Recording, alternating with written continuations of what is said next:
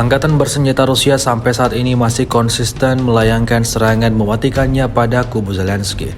Berbagai cara dilakukan Rusia agar tentara Ukraina terus dapatkan kerugian besar. Terbaru beredar sebuah video di media sosial Telegram pada Senin 28 Oktober 2024 yang memperlihatkan momen penyerangan terhadap posisi Angkatan bersenjata Ukraina.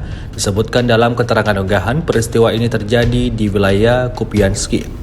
Brigade pasukan khusus Rusia menyerbu posisi Ukraina di daerah Petropavlovka ke arah Kupianski, seperti yang terlihat dalam rekaman. Serangan-serangan mematikannya diklaim tepat mengenai sasaran.